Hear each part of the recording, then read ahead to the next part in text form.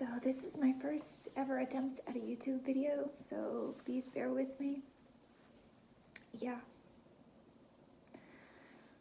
So I'm a high school dropout, actually more like 8th grade. For me it was a result of anxiety, perfectionism, and depression. I was always an anxious kid. I always tried to do my best in school, so I got good grades, but it was always extremely stressful. I was a perfectionist about it, so I did well, but there's no such thing as perfection, so I never felt good enough no matter how hard I tried or how good my grades were. All of my self-worth came from how well I was doing in school. So when puberty hit and hormones got involved and school became more challenging, I just couldn't keep up anymore. It was too much. As a kid, I thought my perfectionism was tied to my identity. I thought doing well in school was what was most important. Starting in the 4th grade, I thought my entire future was going to be determined by my academics, which was an incredible amount of pressure to put on myself at 10 years old. Perfectionism is like a mask of insecurity. It's the pressure we put on ourselves to succeed. It's also a delusion, because there's no such thing as perfection. That's something I had to learn through failing, and something I'm grateful to have learned at a young age, though I'm still learning every day.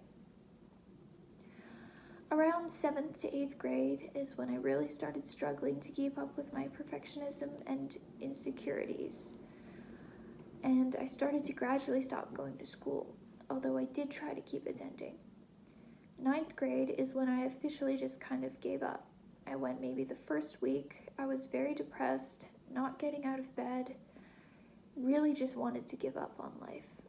I just couldn't do it anymore. I couldn't bring myself to get out of bed and go, even though I knew it was important. It was just too much stress, too much pressure, and the more school I missed, the more pressure there would be to get caught up. It's a pretty classic case of burnt out gifted kid syndrome. Only I never felt I was gifted or anything. I've been told I'm pretty smart, but I don't exactly feel smart, I just feel like me. And I'm kind of a mess, although I'm a fairly self-aware mess, so I've got that going for me. But yeah, burnt out at 13, depressed, couldn't bring myself to go to school. I thought I had the weight of the world on my shoulders, thought my entire life would be determined by my grades, and that would determine what college I got into and what job I could get. I thought my entire life would be determined by how well I did in school. This world really does all it can to trick us into believing that our value as human beings relies on things as superficial as grades or titles or net worth. And I knew that wasn't what really mattered in life. That wasn't what I valued. But I also knew that's what the world was primarily structured around. That's what the system teaches us anyway. Not being able to go to school was awful. I felt like I had completely forfeited my life. I wanted to be able to go, but my body was in shutdown mode. There's fight, flight, freeze, and fawn, right? Well, people don't talk about the freeze response as much, though it deserves to be recognized and understood as a valid response to trauma and stress. My brain was in turmoil from not going to school. I knew it was important, but my body was in freeze mode. It was trying to protect me from the stress it deemed as a threat. It was super conflicting, but I just couldn't do it.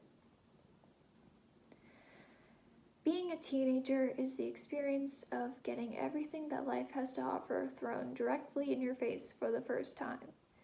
It can be scary and stressful. It's a lot of reacting first and learning later.